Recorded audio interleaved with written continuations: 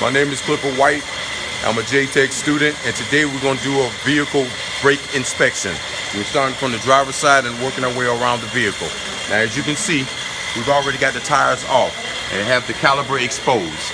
What we're going to do is show you the difference in getting new brake pads versus the brake pads that you came in with. Okay?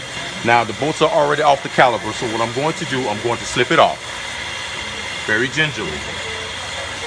Now, we don't want to have any kinks in these lines, therefore we take a hanger and we hang the caliper up in the air. Like so. Okay? Now, this is a brake pad deption tool. This is used to let you know how severe your pads are if they're bad. Okay? Now, we're going to take this pad here off just to show you.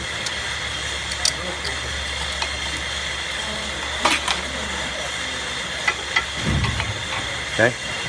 The difference in needing pads. When your pads are worn down to the point where it's to the red, that means you need service soon. So these pads right now are just that thin. They need to be serviced. That's the outer pads. Let's go to the inward pads.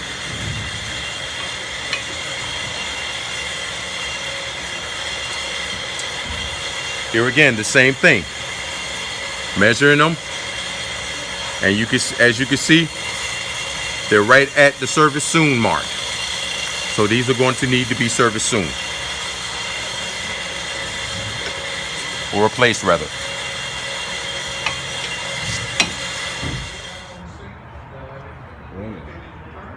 Now, we're going ahead and do an inspection on this rotor. Now, from Pro Demand, the rotor, the spec states that it has to be at least 26 inches, that is, in diameter. This is actually reading from this tool here, which reads rotors. This is reading below 9. So this rotor needs to be replaced. Now, one of the things you want to make sure when you do a proper brake inspection that your brake fluid is full in the brake reservoir, which is located here. And as you can see,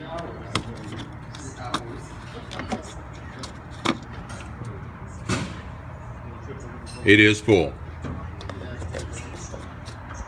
Also, you want to make sure that when you get into the vehicle that you do not have a spongy pedal. It has to be firm.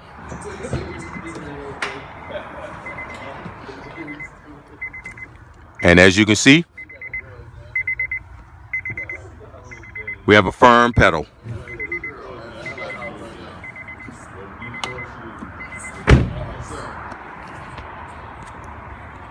Now we're at the rears. We've already had broken the bolts down, so we can go ahead and slip the caliper off.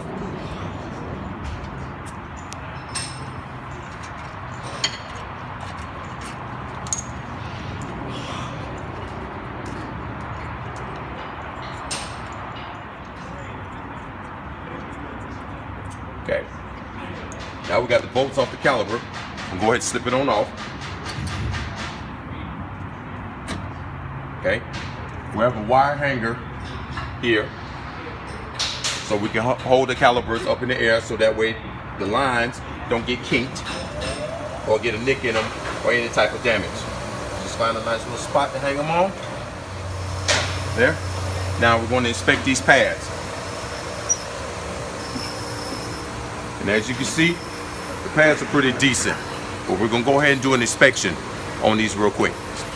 Now, according to this thickness gauge, the pads are pretty decent. You can see right here, from light to moderate to severe, we are at light wear, and these are for the rears. Okay. The thickness, this is the outer pad. We're going to go to the inner pad and do the same inspection. Same inspection being light wear. So these pads are good. Now, using a micrometer to measure this pad, the spec pad comes to 8.6 to 9.1, and this is actually measuring at 7.9.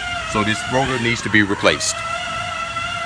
Now, keep in mind the specs for the pads are 8.9, and these are 8.8. These pads here in the rear are about 8.8 to 9.1. So they're good.